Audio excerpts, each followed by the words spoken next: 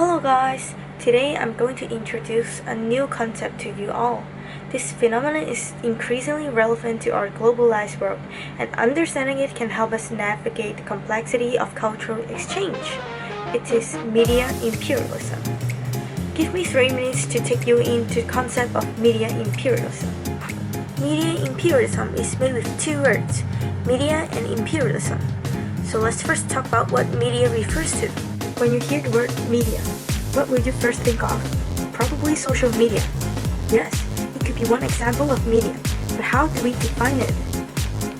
Media refers to channels and tools used for mass communication and to deliver information, such as newspaper, music, television, as well as digital forms such as websites, social media platforms, streaming services, and podcasts. What about imperialism?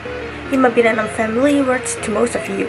It actually means a policy of extending a country's power and influence through colonization and military powers. It can also be used to describe a situation in which one country has a lot of power or influence over others. When these 2 words combine together, it has a new meaning. Media imperialism refers to the dominance of one country's media culture over others.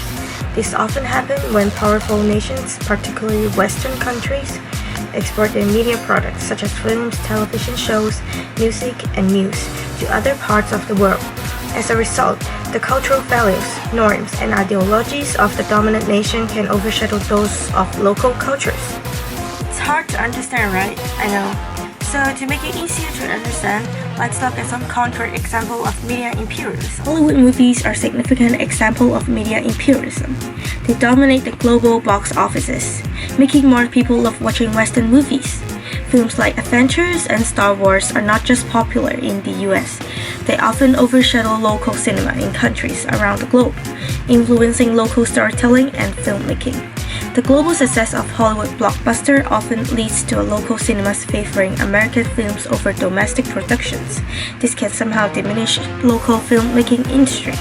Then I'm going to give an example that is closest to our daily life. Instagram.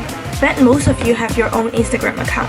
Social media platforms like Facebook and Instagram, which are primarily based in the US, can shape communication styles and social interactions in other cultures, often promoting Western-centric contents and values. Lastly, let's talk about music. Genres like pop and hip-hop are primarily originating from the US, dominate the global music charts. May I have your attention, please? Have you heard this song before? This is The Real Slim Shady from Eminem.